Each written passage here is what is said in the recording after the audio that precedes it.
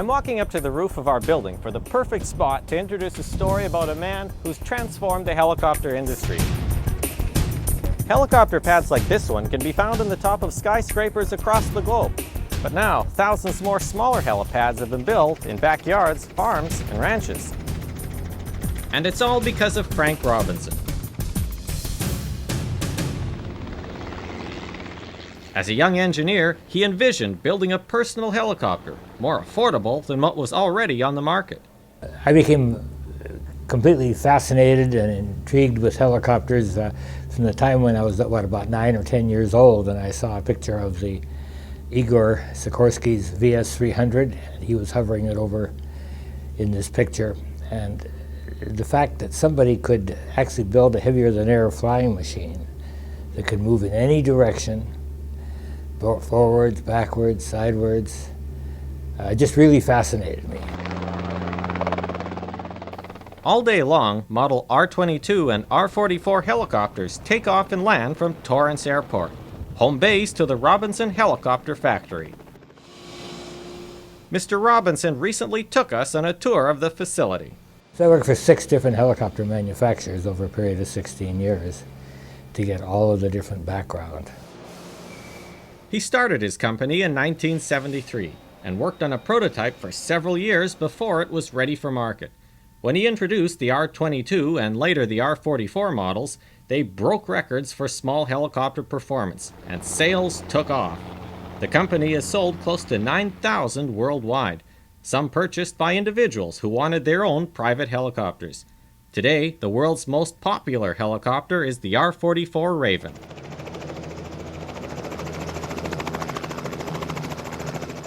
This year, Robinson introduced a new model, the R-66. The unveiling ceremony, held in a hangar at the factory, was attended by helicopter aficionados from around the world. The R-66 uses a Rolls-Royce turbine engine, which has more power than the piston engines on the other 2 models. The R-66 is still awaiting FAA approval before the Robinson Company can sell it to the public. I expect it to take probably another 9 or 10 months.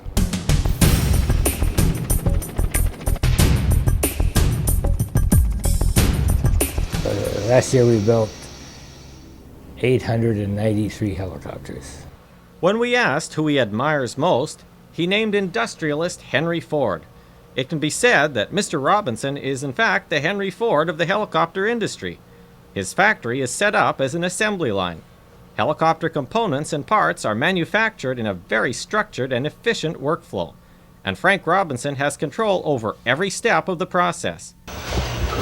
You put the engines on a dynamometer and run them at a wide open throttle, and they take down all of the data, everything. But this man is no micromanager. He believes the key to building a good helicopter is to thoroughly train employees and then to hold on to them. More than 1,000 people work here. During our tour, he introduced us to several of the staff in the factory. So what are you welding? Door handles. Helicopters in general are complicated machines. Robinson designed his rotor wings with fewer parts in the powertrain, simplifying maintenance. Using all types of equipment, including computerized lathes, the workers at Robinson make many of the parts, unlike other aircraft manufacturers who outsource production to outside companies. During the tour, Mr. Robinson showed us several machines he had purchased in Germany. They perform high-precision measurements for the extreme tolerances needed on helicopter parts. When we asked him about the accident rates on the R-22 and the R-44, Mr. Robinson explained that FAA standards were too low for helicopter flight instructors, which meant new pilots were not receiving adequate training. Now, thanks to his lobbying efforts, the FAA has quadrupled the minimum number of hours needed to become a helicopter flight instructor. But accidents still occur, and Mr. Robinson says his staff investigates each one. Many times I would actually go out to the accident scene myself and participate personally in the investigation, but in all of those cases I would send one of our employees who has been trained in helicopter accident investigation. In 2008, Mr. Robinson received a call from the White House, which turned into an unforgettable experience for the entire staff at the factory. We were contacted by some of the White House staff asking a lot of questions. Then I received a message from President Bush asking me to send him an invitation to visit my factory. And so, well, you know, you're not going to turn that down. So I did, and within just a few days after that, he flew clear across the United States from Washington to out here to California.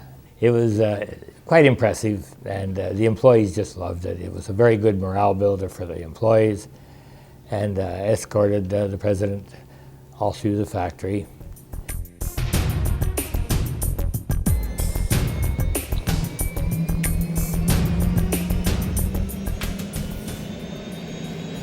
And that's the thing that I think probably will be our legacy in the industry, will be the fact that we have kept things very simple, and the helicopters are very reliable.